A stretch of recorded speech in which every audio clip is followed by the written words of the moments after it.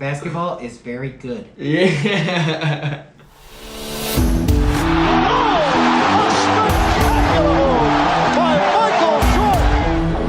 A timeout. Decide not to use it. Curry, way downtown. Bang! Bang! Oh, what a shot from Curry! Rebound box. Back out to Allen. His three-pointer. Bang! Tie game. Is this the dagger? Oh! Iguodala to Curry. Back to Iguodala. Up for the layup. Oh, blocked by James. Cleveland! This is for you. Welcome to the Stepback Podcast. All right, guys, welcome back to another episode of the Stepback with me, Kyle Coleman, and my co-host here, Pat Sabolka. A couple things right off the bat. I just want to say again, thank you guys. Thank you guys. Let me start over. Clap. All right. Shake it up. Just talk. All right, guys, welcome back to another episode of the Step Back. It's me, Kyle Coleman, my co-host here, Pat Sabolka. How's it going today, Pat? It's going good, man. It's going good. Awesome. A couple things right off the top. Guys, once again, thank you for all your support. Everyone chiming in and letting us know all the feedback. We do appreciate it.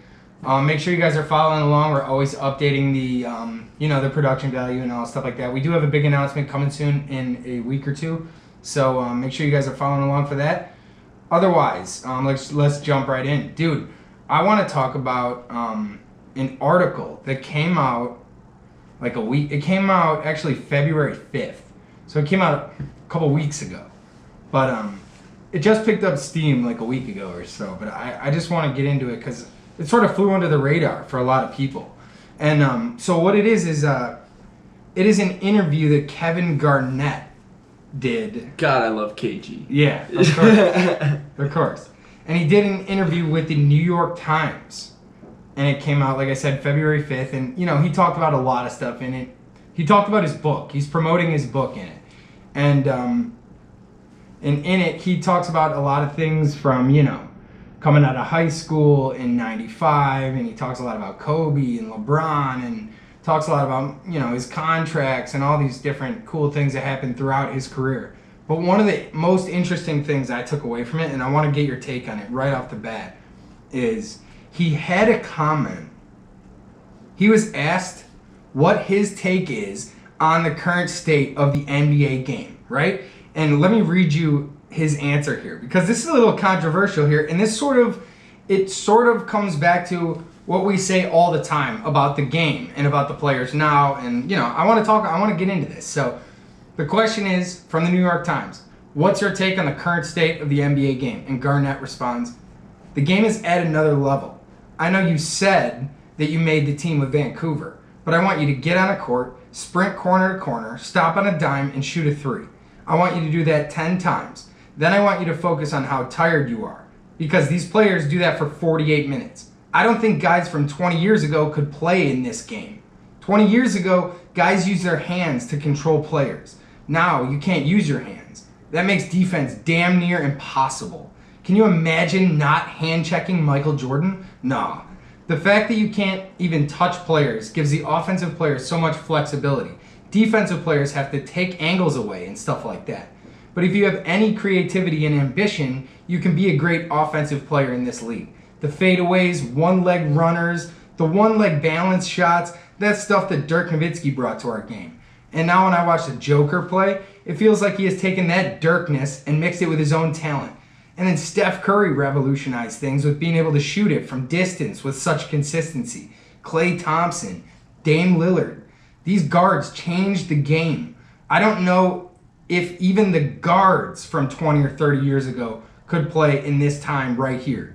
It's creative, it's competitive, it's saucy. You'll get dropped. A bleep will cross you over and break your ACL these days. The game is in a great place, rather, end quote. So what is your initial reaction on that response from KG? How do you feel? Do you agree or disagree with that? No, I totally agree. I totally agree. Right off the bat, I totally agree. Like, what are we talking about, man? Like, are you seeing what Steph Curry has done to the game of basketball? Do you see what he's doing this year? You see the game against Dallas 2 nights ago where he's 57? Oh, how about when he had 62 against Portland? This guy's shooting from the logo. I don't know, man. How about all those guys in The Last Dance? You know? Bill Wennington. Will Purdue. Are these guys getting NBA roster spots now? I don't know. I mean, I got Myers Leonard, who's, considered a scrub, but he'll bang 4 threes for me. In a half. Yeah. And you'll be like, oh, nice, we're up 12. Yeah. Yeah. Yeah, I mean, Aaron Baines, he's considered a scrub. He'll Yes. get me 10 and 10. It's different. It's Totally a different different. game, man. The And, game of basketball, the players are way more talented. This is what we were talking about before, but the scrubs are better. What we consider scrubs. Obviously these guys are not scrubs. The When we 13th say guy on the roster. Totally, man. Right. And when we say scrubs, we mean NBA scrubs. Like, obviously these guys will give us hundreds and hundreds of points. Like, they're unbelievable athletes, unbelievable basketball players. To even be in the NBA is damn near impossible. So, it's absolutely an unbelievable achievement. But all I'm saying is, the game of basketball hadn't reached that point back then. We have guys now that are shooting insane shots, like what KG said, man. KG was a dominant at his position. And he's kind of looking at this era like, oh, I don't really even know, you know? So it's guys like Paul Pierce. It's guys like Shaq. It's guys like Chuck and all those other guys that just look on this era and just rip it. And I think that's bogus, man. I think you need to appreciate the sport that you fell in love with and appreciate the change and the development, because it's beautiful what we're watching. This is the best era of basketball we've ever seen. Every day I get off of work, I come home, I can't wait to watch basketball. Like, it's a beautiful thing. It's pure entertainment, and it's the best run sport. It's the best sport in general. So KG's got a lot of really good points right there. And there's a lot to it, you know? Like I said, man, it's a way more talented league. Yeah, and of course we've all seen like the Curry effect, where, you know, previous to whatever season he shoots. I was just looking for it, but I can't find it. A tweet just went viral 2 weeks ago about it. I swore I liked it, but I can't find it. But it's, you know, before year whatever, teams are averaging X amount of threes per game, and now it's basically 3 times that. Like, and it's basically, it's a game of efficiency, and it's a game of the stuff KD is talking about with the defense too, because everyone would love to tell you like it's way more physical in the 90s and in the 80s, but physicality does not automatically equate to being a good defender. In fact, you can make the argument that physicality makes up for a lack of skill, because like KG said, you have to move your feet to stay in front of these guys now. You didn't used to have to move your feet, so you could just hold the guy with your hands. So, you know what I'm saying? Like, yeah, it was more physical. You know what else is more physical? If you go play at a maximum security prison during their 1 hour break.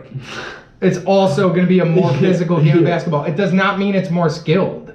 Those are not the same thing. Don't mistake the two. Yeah. The skills, especially on the defensive side of the ball, are being able to move laterally, being able to shuffle your feet, being able to, you know what I mean? Like, take huge step backs like Curry does. Take momentum step backs and just drain a three in your goal. I don't care if you're touching me. I'm still making this shot.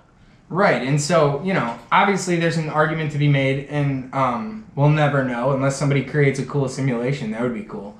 But, you know, it's this same argument that, you know, and another one is a player like, say, I don't know, take a random player from the 90s, a random guard. Well, that's what I was saying. Who's like Scotty Burrell? There you go. You know? Like is Scotty Burrell getting an NBA roster spot? Probably not. Even though he's a good player back then. Yeah. But the skills have evolved so much so that the game has evolved so much so that the gameplay and the strategic side of it has followed along suit. I agree. A guy who with that game and that skill set is not really playable in a big game or down the stretch, or, you know what I'm saying? Yeah, in absolutely. 2021. Yeah. He doesn't have the skill sets. He doesn't have the skill set Yeah, totally. as to where I can put him on the floor. Yeah, I mean, we talk about these guys like, who's a good team? We always say, like, how about those Golden State guys? You know, like Damian Lee. Damian Lee's gonna knock down 5. He had a game winner this year. You know, Not Draymond. Who else? Who are these other guys? Quinn Cook. All these guys are playable guys that can score. You know, some of these point guards back in the day can't shoot. They're not knockdown shooters. Exactly. You know, shooting is such an important stat. Right, and the detractors of the current state of the NBA and the detractors of this argument, of our side of the argument, will say, you know, well, they didn't shoot as much back then. It wasn't as big of a part of the game. And my question is, why? It was still available. And in those times you did shoot it, that's what percentages are for. Volume doesn't matter when it comes to percentages. Like, I know where your percentages are, regardless of how many times you shoot. Because, you know, everyone always says, you know, because people will get, this kind of touches on LeBron and Jordan. And the whole crux of the entire argument, which is that the game of basketball evolves, right? Because if you ask someone, name what is Michael Jordan better at LeBron than in basketball, without saying 6 rings, like what set of skills is he better at? Right. People will be like, I guess like shooting, and you'll be like, but LeBron shoots higher percentages. So yeah, like, didn't MJ shoot like 20% one year from deep? Okay, so like, and then they'll be like, because like LeBron's right now, like we've been talking about, LeBron's shooting 39% from deep, 39 and change. Like, MJ's never sniffed that. Yeah. But people will say they would take MJ's jumper over LeBron's, right? Yeah, like, but that's like, bizarre because that's totally. not all right. Because here's an interesting fact, like what you're talking about right here: 231, or no, here's the exact fact: 222 out of Michael Jordan's 581 career 3-point makes came with the closer 3-point line. Once they moved that 3-point line back to the NBA distance, for the rest of the time of his career, he shot 29%. So 222 out of his 581 career 3-point makes. He only has 581 in his whole career. Yeah. Which is unbelievable. And 222, and that sounds like virtually half of them come from the basically a kid's line. Yeah. You know what I mean? Dude, and once they move back to the 581. NBA line, he shoots 29% from 3. Well, they didn't shoot threes that much back then. It wasn't as big of a part of the game. Well, it was for some guys. That was their specialty. Like, what? I don't understand. Well, why didn't you use it? It was available. Yeah. I don't understand why you didn't use it. Dude, You didn't practice it enough, and therefore you weren't good at it enough. That's sort of the crux of what we're all saying. You're sort of making our argument for me when you're like, well, they didn't shoot it back. It wasn't as part of the game. Yeah, exactly. Yeah. Exactly. That's kind of my whole point. That's kind of like what I'm saying with the way the game is played now. It's played in such a way where, do you think that the fact that Steph Curry can shoot the ball accurately from 40 feet just affects Steph Curry? Or do you think it affects literally the entire rest of the roster? All the way down. It changes the entire rest of the way the team plays. You know what I mean? Like, totally. What would Clay have been if he never played with Steph? We have no idea. Yeah, what if he's like just Kyle Korver? Yeah. I have no idea, because playing with Steph changes everything. Yeah. Because defenses have to come guard you. They have to stretch out to half court. They have to pick you up at What half is court. Draymond? Exactly. That's what I'm saying. Totally. Like, it changes the entire way that basketball is played. Right. Because, like, I certainly don't think LeBron doesn't have flaws or anything like that. I certainly don't think he's the best version of a basketball player we'll ever see. I currently have him as the GOAT, but I don't think it's going to last very long. There's so much room for improvement with LeBron's game, and like somebody's going to come along and be like that. Yeah, you can't shoot free throws. Yeah, exactly. Yeah, it's totally. In the 60s. It's terrible. It's terrible. It's god-awful. Yeah, airballing free throws and stuff. It's terrible. Yeah. You know what I'm saying? I also think he's like has some, or later in his career he's patched him up a little bit, but the first 3 quarters of his career he had glaring mental game issues. Yeah. You know what I mean? So like I think, you know, there are weaknesses to his game, and those affected the way his career played out. So, like, right now, I have him as the greatest version of a basketball player that we've ever gotten to yet in the evolution of basketball. But I don't think it's going to be like that forever. Like, I wouldn't be surprised if 15 years from now we're talking about how Luka Doncic is the GOAT. I would not be surprised. Yeah. What if he averages 30, 12, and 12 and wins 6 rings or 7 rings? Yeah, exactly. For an entire career and plays 18 years. Yeah. Like, you realize those blow LeBron's numbers out of the water. Yeah, it's not right? even close. Yeah, like if he were to do that, that's... And see, it's unbelievable now because I also want to kind of go down this road because the rookies are developing way It is faster. unbelievable. Oh my gosh, bro. There's going to be a rookie one year that's going to come in and win MVP. He might. Yes, yeah. You know, yes, I mean, yes. we I was could just see talking that, about this dude. today. Like, dude, we could totally see that. I mean, we saw Giannis win back-to-back MVPs. We've seen Giannis win an MVP and a Defensive Player of the Year. I mean, we're seeing, like KG said. John Morant came in and took his team to the playoffs in the West. He's like 25-7 or something like that. We're like, wait, what? Yeah. Like, this kid's 19 or 20. Like, Luka's doing the same thing when he was a rookie sophomore. It's LaMelo's going to take his team to the playoffs this year. These kids come in so good now. Yeah. Because they have to. Because in order to compete, you have to have these skills to compete with these guys. This is how the evolution of things works. You the rookies have to be better. Yes. You know, it's unbelievable, man. This is how everything works. Go load up a computer from 1991 and tell me how that thing works too. No, because things get better. Everything gets better. Like, it's interesting how, and especially, like, I don't understand with Shaq and Charles and that whole era that is just sort of known for whatever reason, just hating on the current era for whatever reason. What is very weird is, like, they think the guys that all played before them sucked. And that's all baby food. And then they think the guys that all played after them sucked. And that's all baby food. So it's miraculous how the only good era was the era in which they played. Yeah. Like, it makes no sense. That's so weird. Yeah, totally. Like, it's so odd, too, because it's like, for us, watching guys like Donovan Mitchell and stuff, it's like, oh my God, this guy's unbelievable. I've never seen something like this. He's like, I'm not making. He drops guys with sham gods and hits pull-up threes for game winners. Yeah. What? Yeah, rookie Donovan Mitchell beat Russell Westbrook in a MVP. playoff. Yeah. Totally. What are we talking about here? Yeah, just outplayed him. Totally. Up He was and down the court for an entire playoff series. He's the 15th pick, too. Drafts are deeper. It's like we're getting more and more guys that are second-round talents, undrafted talents. Dude, and they're coming in with, like, a completely different set of skills. Like, here's a great example I always use when I'm explaining this to people. Is like, show me the Kevin Durant. Oh, Player archetype. Kevin Durant's given to everyone. Since the merger. Go back to the ABA-NBA merger. And up until Kevin Durant, go find Kevin Durant's player comparison, his player comp. Go find it. Where is the 7-footer who can dribble like a guard and shoot like Reggie Miller and nobody can stop him? No. Where is that? It didn't exist because I promise you, 7-footers, even guys who were like 6'8" and 6'9" were clumsy in the 90s. Yeah. Charles Oakley was not Kevin Durant. Yeah, what are the bad boys doing in Brooklyn's death lineup where KD's playing the 5? Bill Lambeard's going to go out there and guard him one-on-one on an ISO on an island out there? Probably not, man.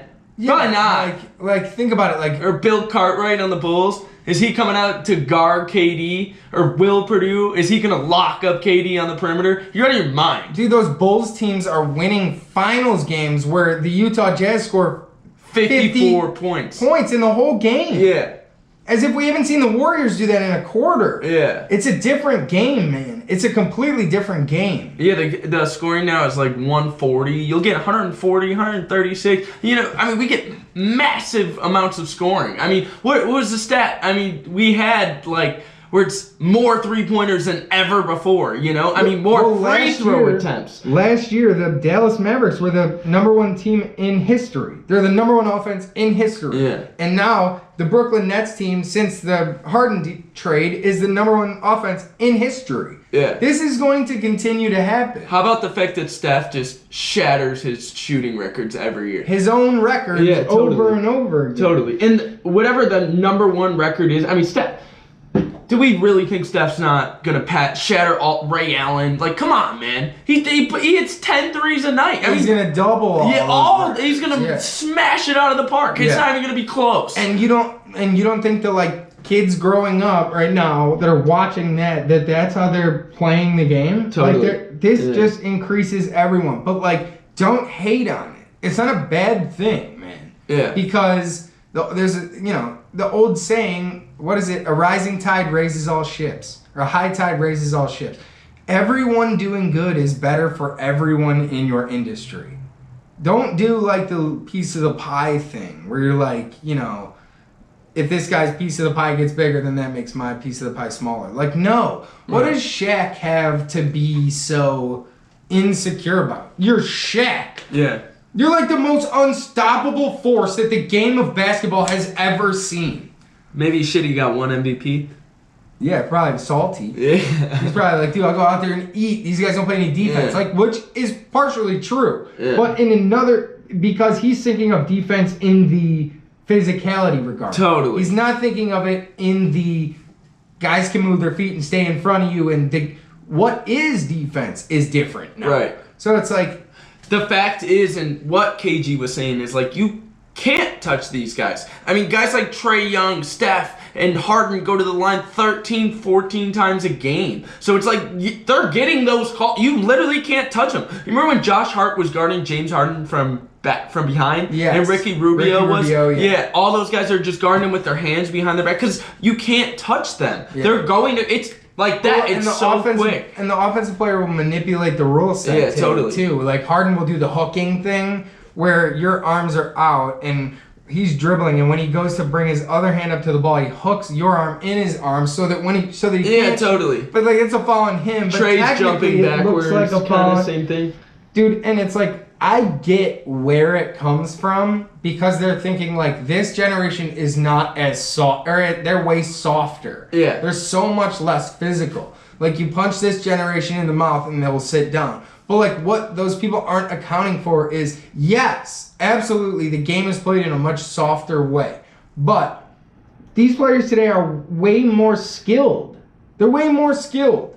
Like, it's just... Yeah, no, I agree. And I think it's... What are these bad boys teams doing again? Are they all just going to foul out? They're running out of breath chasing around Steph Curry. Yeah, what? Exactly. Like, you can't touch None these of those guys in can this shoot. era. So, but it's also like... It's very hard to... Because it's the game of offense that has evolved, which is why we're led to this era full of fouls, because it's so hard to guard these guys. That's why. Yes. That's why we're and doing the rules have been adapted. The hand check has been taken away. The rules have been adapted to benefit the offensive player. Because it's more entertaining to watch. Yes, of course. What? Why would you want to watch a finals game where the score is 100 to 54 or 80 to 54? Yeah, that's insane. I could watch Steph Curry hit 9 threes in 13 They'll score minutes. 80 in halftime. Yeah, that'll be like 86 to 55 at halftime. Like prime Golden State. Yeah. Like Totally. And they just break records for pace constantly. Yeah, totally. They break records for like the 7-second offense is based around getting the ball inbounded as quickly as possible, getting the ball up the court, moving the ball ahead, and getting someone an open look. But like the point guard is the one who brings the ball up the court. So take your bad boy example, right? If Isaiah's bringing the ball up the court, who is he passing the ball ahead to that's going to knock down a shot? Who else out there can shoot? Yeah. How many threes is Joe Dumars making in a game? Who else on that roster is raining? Yeah. Mark Aguirre. Right. You're telling me that like that the bad boy Pistons will outplay John Sally. The 2018 It's Brick City over there. Right. So you're saying that the bad boy Pistons will outplay the 2018 Houston Rockets in 2018 in that style. Yeah, with CP. That's insane. Yeah, you're gonna get smashed. You're gonna get beat by 70 points. Yeah. You're gonna get ran off the floor. What are you talking about? Totally. No, I agree, man. And it's super weird for people to, especially the people that aren't even Where were the bigs that rained threes back then? Oh my god. Do you realize that Bill Laimbeer becomes useless when Joel Embiid is standing 30 feet from the hoop? You gotta go guard him. Yeah. You gotta go guard him out there. You have no other skill sets. Yeah. You're not good at the sport of basketball. You never developed the skills. Well, Bill Laimbeer is pretty good, so that's a different. Yeah. But you get my point. Like a Bill Cartwright. Right. Pick a guy who's just like a physical guy and can't do much else. Like, you have only based your skills on being a tough guy and you never developed the skills. Whereas today's version of that is Draymond Green. Yeah. Who can dribble with both hands, finish with both hands, run the entire break, guard everyone on the other side, guard all 5 positions. Yeah. Tell me a center from the 80s or 90s that could guard Dame on the perimeter off a switch. Yeah. Because that's what bigs Zero. are required to do today without the hand check. Totally. You know what I'm saying? I totally agree, man. And it's super weird because it's like even the people that weren't even from that generation will watch but I understand what you're saying, man, that it's super hard for these teams to even play defense, you know? Like I don't understand who's going to guard Steph Curry or Jokic. What big guy is going to guard Jokic on the break after getting a board and rolling it out? I mean, throwing behind the back passes. I mean, it's not happening, man. Right. And Zion's just blowing by everybody. Ja Morant, like, you guys got to understand, man. These guys are foot speed, uber ball athletic. handling Yeah. ability. Dude, you know what kind of bothered me, but I didn't want to just be too much of a martyr about it, but like, dude, it kind of bothered me where like when the Last Dance documentary was happening, I love Michael Jordan. I love the Bulls. That was the greatest documentary I've ever seen, by the way. Dude, it was awesome. Yeah. But like one thing that bothered me was like, you know, like sports people would say like, what's one takeaway that you took away from it? And everyone was just talking about how it cemented their opinion that Jordan is the greatest of all time. Yeah. And like, dude, to me, it did the opposite. It cemented my opinion that today's players are so much better. I watched 10 hours of it. These guys all stare down at the ball while they're dribbling. Do you see how slow the game is? Do you see how slow the game is? Watch 10 hours of that Jordan documentary, and then after the 10th hour, go flip on, you know, a current NBA game. And watch how much faster these guys are flying up. Yeah. They don't look at the ball is the main thing I took away. For 10 hours, I watched guys look down at the ball like a 10-year-old dribbling. Yeah. You can't dribble without looking down. You know what I'm saying? Like, Yeah. these are ridiculous skills. I love that classic scene I always put up of Jordan putting the ball behind his back and grabbing it with the same hand, and the announcers losing their mind. Absolutely losing their mind. They have no idea what just happened. It's like, dude, it was the most simple play you've ever seen. If I could take Kyrie and just beam him up and place him in 1985, you know, they would think they're talking about like a science experiment gone wrong, like an alien from a different dimension. Totally. Think of the clip of Kyrie dribbling the ball between his legs and spinning against Team USA 4-on-1.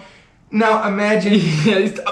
I'll put the clip right here for people watching. Yeah, oh my God. I'll insert the clip right here of the Jordan clip that I'm referencing where the announcers go crazy. And if I can, I'll try to find the Kyrie one after and put that against Team USA. That's unbelievable. But like, dude, man, I get it. Like, these guys, first of all, there's a huge thing going on with like our childhood. You know what I mean? And it's like it has a special place in our hearts because we watched it as a kid. But like, if you want to be analytical about it, like, I don't understand what part, other than defense. I do think that the defense was fun to watch because they're, you know, taking each other out on the way. All that stuff is fun. Dunking on somebody, putting their nuts in their face, throwing them down, stand over them. They getting a big brawl. Yeah, it's fun. Like, I like that. They're definitely tougher. But, like, other than that, I'm not sure what aspect of basketball your average player is better at than they are now. Because it seems to me like every guy today that goes out there and gets a bucket in an NBA game, the guy he got the bucket on is light years better than the guy, you know, Spud Webb got a bucket on. Or insert random guy here from any random era past. I feel like all sports... they stand on the shoulders of the greats who've come before them. Like, the reason LeBron James is so good is because he's taken pieces of all the guys that he liked growing up, right? That's how we all do it. We all, when LeBron, picture 10-year-old LeBron watching the finals or whatever. You see Jordan with the turnaround jumpers. That's where he got that from, right? You start working on it. Some guys, they're like, I suck at the turnaround. They try to find a different move. But, like, that's what you do. You pick and choose pieces like that, and that's what Jordan did. He picked parts of Dr. J's game and other players that he fell in love with. Like, that's how it works. That's how it always works. So, like, now you have the Lukas who've patterned themselves after LeBron's game, and we're just going to keep seeing this evolution. You know what I'm saying? Like, it doesn't go backwards. I don't understand why people think the only thing in the world that people think, you know, digresses or devolves happens to be athletes. It's so weird. LeBron spends $1 million on his body every year. No wonder he's in this shape at, 36 in the MVP race? Name me a 36-year-old in any time in basketball history that's top 3 Or any time in MVP, bro. sports history, Yeah. really. And like people will use that as a counter argument. They'll say like, yeah, well, the advancements in technologies and the advancements in science. Totally, it's like, yeah. yes, you're making my point for me. Yeah, exactly. That's exactly what I'm saying. Yeah. They're way better athletes. They're way bigger, faster, stronger, Yeah. with way better skills. How Dribbling, passing, shooting. They're better. Yeah. You're making your opponent's point for them when you say that. Like it's very strange. Go ahead, sir. How about Kevin Durant going back from the Achilles injury? Yeah, the Achilles injury in 1974. It's a death sentence. Let alone to a 7-footer. Yeah, you're out of your Come mind. on, man. Yeah. Totally. That's ending someone's career. This is the evolution. Yeah. It's supposed to be like this, people. Yeah, It's and supposed Kevin to be Durant like comes this. back and he's top 5 in MVP voting. Yeah, Right. that's what we're talking about, man. It's the fact that there is no 7-footer that's ever been able to Right. do what Kevin Durant, like you said, man. And I've said this before, and I'll say this again. I tell this to everybody. It's okay that the guy from 30 years ago is not better than all the guys from today. Totally. It's not supposed to be. Totally. That's how it's supposed to be in every sport. Totally. You know? No, I agree, man. And I think that it's super awesome just to watch these guys' highlights because I said this before, like I said, but there's always that one guy we always go on YouTube and we'll look up their highlights and it never gets old, you know? And for me, it's like, bro, just watching Kevin Durant is unbelievable, bro. Like, the fact that he can just go in and out, dribble like a guard as a 7-footer is...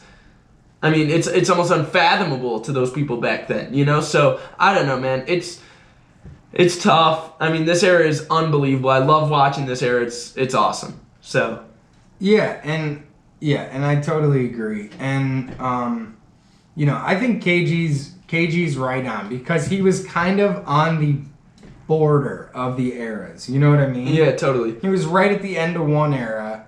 Now KG could stretch the floor a little bit and he could move. He was a pretty awesome at the athletic- mid-range thing. But Yeah. it's almost like the mid-range is a lost art. No one cares about the mid-range. Yeah, like if you're popping mid-range shots in an NBA game, your coach is like, don't do. It's not Yeah. statistically. It doesn't lend itself to Yeah. us winning at the end of the game. If you listen to everyone go listen to Duncan Robinson. He was on All the Smoke and they talk about it because Matt Barnes and Steven Jackson were in that era, and they've Duncan Yes. Robinson on, and they're Who's like, of the dude, new era. yeah, they're like, dude. Steven Jackson was like, dude, that was what made my career, the mid range. That was how I got my buckets. Like I love the mid range, and Duncan Robinson's like, dude, no, every fast break, I'm to the corner, I'm top of the key, I'm trailing, I'm not taking mid range jumpers. They don't let me take twos. I mean, Right. if you And want, it look makes at Monk, sense. look at if his. if you're Spo, you'd say the same thing. Yeah. Because if you shoot above 40% from from 3, and somebody else shoots above 50, and somebody else shoots 50% from 2, and we run that down at 100 possessions, I win that game. Right. Totally. So why? No, I agree, man. You know what I'm saying? And I think even looking at look at these guys' stat lines. I mean, look at the box scores where they're shooting 9, 10, 11 threes in a game. It's unbelievable. And it kind of sucks, man, that this old era just won't take it, man. Because I want to know Shaq's opinion on Gobert. Or I want to know Shaq's opinion on Embiid or Mitchell or any of these guys, you know, man. And it sucks I can't get an honest answer because they're just mad that they're better than them. Well, You know? here's the other thing: is like you guys are at the end of your careers. So It's over. obviously Yeah. you know more than the guys at the beginning of Totally. theirs. That's the other thing. So like Kevin Garnett touched on that in the interview too. I got it right here. So the New York Times asks, I know that since retiring you've trained a few younger players. Who do you see now and think you could help his game? And KG responds, a lot of big men. Wiseman, Embiid, Jokic, Cauley Stein, Bagley up in Sacramento. There's a bunch of guys who I watch and I see things I can help with. Face-ups, how they rip through, how they hold the ball, anticipation on defense. A lot of these guys get into foul trouble because they're not in the right position. I want to be able to share the gems I was able to acquire over the years. Also, I went to the league and I said I want to do this thing called Uncle Kevin, where I would go around and chop it up with the youngsters and give insight, pointers, views. The league liked it. Nothing's free, but maybe I'll bring the Uncle Kevin idea back up with Adam Silver. Anyways, my point being, of course Marvin Bagley is out of position to Shaq's eyes. Yeah.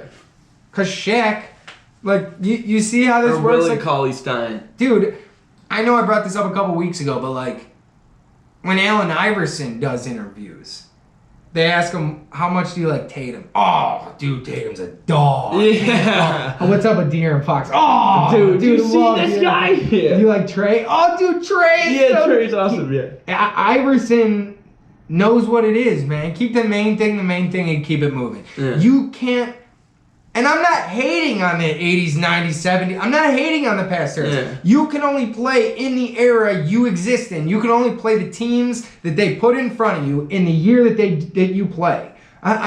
It's not your fault, but it's just the reality of what it is. And I think Iverson sees that, man. And like guys who have that approach to it is just so much more refreshing than, you know, these old heads who just want to hate on the current state of the game. It's so weird, man. No, yeah, I agree. It's super strange, and it's like, dude, it's a totally different game. Like, you need to respect the game for what it is. Like, in the 60s and 70s with, you know, Jerry West and all those guys, it's a totally different game. Bill Russell and all those guys. You know, it's like, we're not playing the same game. Dr. J, you think Dr. J is making it in today's game? You're out of your mind, man. The guy shot like 25% from D. Like, you can't just dunk every play. It doesn't work like that in modern NBA. Like, you know what I'm saying? So, I get it, man, but you need to respect the game for what it is. So, Dr. J is one of the best players for his era. You know, you got to respect Shaq for what he was doing, MJ for what he was doing. And you judge them based totally. on that. You have to judge. You have to confine them to their eras. Yeah, didn't Bill Russell? Which is why I still have Jordan 2. Yeah. Because if you're going to keep this consistency and say what I've been saying, people will say, okay, well then, you know, because based on that same standard of judgment, you're saying that, you know, Jordan is, how good is Jordan in today's NBA? Yeah. Here's my question, like how good is he? Oh, he's unbelievable. So what do you mean? Here's my opinion. He's a better version of DeMar DeRozan. I think he's archetype still, is very similar to DeMar DeRozan. I think he's still like 25, 28 a game. Yeah, I still think like, he scores. I think, a lot. Yeah, because same. Nobody stops him getting to the hoop. Yeah, totally. And I in still the think mid-range, he shoots mid-range shots and they go in. Yeah, of course. Yeah. That being said, all right, so I have Jordan at like 2 all time. Same. On my all-time list. Same. So I have him at 2. Because the reason I have him at 2 is because you confine it to eras. Yeah. Right? Because I can't hold against Kareem the era that he played in and just say, oh, because everybody's better now, De'Aaron Fox is better than your average point guard in 1975. Yeah. He's just better at basketball. He's just better at the skills of basketball. Totally. And so I can't just say, oh, De'Aaron Fox is better than the best point guard in 1975 because you confine it to the eras. You realize De'Aaron Fox is not the best point guard of today. Right. Right. No, So totally. you confine it to your eras. So I'm not saying De'Aaron Fox is better than the best point guard of 1975. I'm not saying that. You confine it to eras and you judge them based on who they played and their time and things like that. You know what I mean? But it also is just the reality of life that go back X amount of years and the guys just aren't as skilled, man. Yeah, totally. Like, do you guys watch Bowl? Yeah. Do you guys watch, like, Porzingis and, like, who's another one of these guys? Like, Giannis. These guys did not exist before, man. There was no 7'3" guy who blocks shots and shoots threes. Oh, yeah. Yeah, totally. That player archetype did not exist. They didn't exist. Yeah. If you were 7'3", you better be Bol literally and shit. in the Totally. restricted No, area. you're right. You better stand your ass in the paint. Yeah. The Laurie. game has changed. Yeah. Yes, the game has changed. It's not the same thing. Joel Embiid's 285 pounds. He rips threes. Yeah. So, like, what are you gonna do with that? No. I want to know how you're gonna defend that. Are you gonna play him man up? You realize you gotta defend him 25 feet from the hoop, right? Yeah. Totally. So how do you protect the rim? Considering a 1984 center, his entire job is to protect the rim because he doesn't have any other skills. Yeah. Didn't Bill Russell have like a 40 rebound finals game? Exactly. It's Yeah. exactly my point because toughness worked back then. Yeah, and totally. It doesn't, they've taken that out in a way where they've highlighted these skills. What are your offensive skills? What are your defensive skills? It is no longer about my ability to just grit my teeth and be tougher than you. It's about my ability to carry my team to victory, do everything, and do every skill of basketball. Look at Luka. That's why Luka is so important to the Mavericks. He's 30, 10, and 10. It's like he dominates the entire offensive side of the ball. Yes. He's in charge of every bucket that goes in. Right. And like you said this last week, it's a great point. They should bring back that stat. Points responsible for total points responsible for it. Yes. Total points responsible for it, because it's like, dude, this guy is not only scoring 30 a game. Yeah, 30 a game is so impressive, but also he's 10 dimes. Do you understand? This guy has the ball in his hands. He's in charge of every decision and on the out offensive of those side 10 of the ball. dimes, 8 of them were 3-pointers. How about and now Jeff here's the other one? Yeah. What about 20 of those other plays where he got the hockey assist? Yeah. Where he made the play for the guy who made the play for the guy who got a bucket. Totally. But it all happened because of Luka. Yeah. But that doesn't get that you don't like put that in a stat somewhere. But he's responsible for those points too. Totally. And it's weird watching like teams like Utah, where it's like, you were right, man, where they score like 54 points in a finals game. So it's like, dude, you watch them, bro. I'd rather watch paint dry than kid. All right, pick and roll. All right, didn't work. All right, pick and roll. All right, didn't work. All right, pick and roll. How about guys like, it's like, oh my god, it's unbelievable. It's awful, man. And I can respect the fundamentals of basketball, pick and rolling to death, but it's like, dude, this era is just more fun to watch. Like, I mean, say what you want about Houston, the ISO ball and whatever, but it's like, dude, this guy's making unbelievable shots. You remember when Harden gets hit by 4 guys and points at each one of them after when he's on making, the ground. after hitting like the biggest shot of the night? It's like, dude, guys back then are not doing that. How about when Curry gets the rebound? They literally don't have the skills to do that. Yeah. They don't have the ability to do that. How about Steph shot in OKC? You know, the 50-foot or 45-footer he hits to win the game. Nobody's doing that. Yeah, it didn't exist. Nobody could do that because they weren't able to, because they weren't skilled enough to. Yeah, no, I agree. Okay, man. so I told you this story before we started, but I want to tell it again. November 5th, 2019, which seems so long ago, but it's just last year's season because of the weird pandemic shutdown and everything. That was my birthday. My girlfriend and I went to go see the Bulls versus the Lakers. Because obviously we're sitting here in Chicago. The Lakers were in town at the United Center. We got there early so I could see warm-ups and everything, you know. And I watched Dwight Howard from the bench. Like, not from the three-point line, but from 10 feet behind the three-point line, out of bounds by the bench. He's 30 feet away from the hoop, man. He shot 25, and he hit 21 of them. He's notoriously known for not being able to shoot, even free throws. Yeah. But all of a sudden, that's in an NBA game at the speed and pace and pressure of an NBA game. But when you're just looking at this guy's basketball skills, he made 21 out of 25 from 30 plus. Totally. And then walked away. And I was like, oh, like that's how good, that's how much better these guys are. Well, see, I know we've talked about Steph a lot in this podcast, which I mean, I guess you kind of have to if we're talking about, you know, the way that basketball is. But even those pregame warm-ups where he hits one from the center, one from the right, one from the left. And you're like, oh my god, dude, what's happening? And then he'll go to the tunnel. Yeah, remember every game he hits one from the tunnel. It's a routine. Yes. Remember when Anthony Edwards was talking about it? Yeah, he was like, I was watching him warm up, and then the kid starts laughing. He's like, I was watching him warm up, and I was like, oh my god. Yeah. Because even other NBA players, the whole NBA has gone like this in terms of skill. The best player, the middle player, and the worst player. The whole NBA has gone like that. And yet, even still, other NBA players are looking at him and going, oh my god, he's unbelievable. Totally. He's so many light years ahead. Because, like, I think Jordan was light years ahead of his era. He dominated that era, right? Yeah. So, and I think it catches up somewhere around this era. But I think, like, Curry is so light years ahead of his era. You know what I'm saying? Yeah, like, totally. Dude, it's unbelievable. And back to the Edwards thing, he's like, dude, this is not...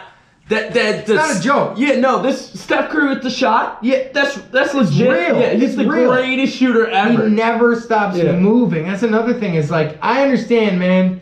I understand. Like, I know Reggie Miller was awesome, dude. Ray Allen. Awesome off ball, awesome 3-point sniper. Absolute lethal killer in your heart. Yeah. Not even close to Steph Curry. Not even close. Yeah. Just pretend they weren't even shooting, just a movement. Like, you want to go guard that? You got to guard that. You For 48 minutes. You realize he's doing that, and you have to go guard him at 45 feet out. He's never stopped. He's never going to stop And he's moving. running sideline to sideline, basically baseline to baseline. And you've circles, got to go do that the whole game. Yeah. But you don't only have to go chase him running back and forth up to the 3-point line. No, you got to chase him running back and forth way beyond the 3-point line. Because when he's standing back there, he's not standing still. He's still... Yeah. He never stops. He's always moving. Yeah. And that's part of what KG was talking about. It's like, dude, you guys don't understand how different the game is now. Yeah. It's where you have to, these guys switch everything. Yeah, dude. Like some big center who can't move his feet, like, oh, we can't play you then. You're not in the NBA. It's not like, oh, we can just park this guy right here. No, because we need to switch that. And at some point, remember when Kevin Love got switched on to Steph in the finals? And played unbelievable defense to win them the championship. They won them the championship. Yeah. Okay? Against the greatest shooter ever. Yes, if that's some random power forward from 1979, well, K-Love is not a random power forward, but even if that's a fringe all-star power forward from 1979, do you believe his feet are quick enough to stay in front of Steph Curry without the hand check? No. Yeah. Because they're way more skilled today, and it's not even close. Yeah, I agree, man. I agree. It's not even close. I think it's wild just seeing what he's done to the game. It's cool, man. And it's like he's the reason. I know we hate on Steph. Well, it's not just him. It's Jordan too. It's Jordan being so many light years ahead of his era. The guys have to catch up. Yeah, guys have to advance their own skill set. Kobe. That's how it works. Yes, that's how. That's why we have Kobe. That's how the advancement of sports and athletes works. Yeah, if we don't have MJ, we don't have Kobe. Correct. And if we don't have Dr. J, we don't have MJ. Yeah. That's how it works. That's how it's supposed to work. Yeah. And there's going to be another Steph, probably not another Steph Curry, but maybe a better Steph Curry. Yes, correct. You know, and it'll be some kid who's 5 years old somewhere taking 40-footers, banging 40-footers all day and all night. You know, rain, sleet, or snow. That's coming. Yes. Now, I think Steph is far enough ahead of his peers. He's so far ahead of the game that that's not coming for a while. Yeah, like, totally. that kid is not about to get drafted. I'm just saying. Yeah, totally. But it will come. Just like the next guy who's better than LeBron will come. And then the next guy who's going to come who's better than that guy. And then in terms of his player style. Dude, that's how it works, man. Like people always argue, like, LeBron shouldn't be compared to MJ, should be compared to Magic. Like, okay, then think about that. Think about take Magic and make him shoot 37% from deep, and he is career 27 a game and plays. So far, we're at 18. Clock's still moving. You realize how much value that is? Yeah. You realize that, like, you think that you're slighting him by saying that. You're like, no, he's not Jordan. He's just a way, way, way, way, way better Magic. It's like, okay, dude, that's awesome. Yeah. That's what we want. I don't care. Listen, man, I don't care if you have LeBron in front of Jordan or not, or in front of Kareem. That's not my argument. My argument is the game evolves. You still have to judge them based on who they played. And if you use that criteria and your GOAT is still Kareem or is still Jordan, fine. But you don't get to just stay with the past because it's the past. You have to acknowledge that these guys are way better. Yeah. And they're playing way better. And it's not even about They're playing way better competition and their own skills are way better. Yeah, dude. And it's not even about eras or what year, who it is. It's about just the game of basketball evolving. And it's, you know, the reason why we're sitting here right now talking about basketball is because we love basketball. Yes, we love evolution of basketball. We love of how the game is played and all the cool different ways that it can evolve. I don't care that MJ is shooting 15 mid-range. I don't care, man. Like, I like what I like, man. And this is the new era of basketball. And, dude, if I have to sit down and watch Steph Curry take 15 threes from the logo, I mean, dude, it's awesome. He hits 10 of them. You guys have never seen that. How about all the people that have never seen what Steph Curry has done? Like, bro, they have no idea what's going on. Like, how evolved this is. You know? It's unbelievable, man. Let me take it back to one of the oldest arguments in sports. LeBron just goes to the hoop. He just puts his shoulder down and runs over guys. Oh, Steph Curry just chucks threes. Okay, you don't want him to do that? Stop them.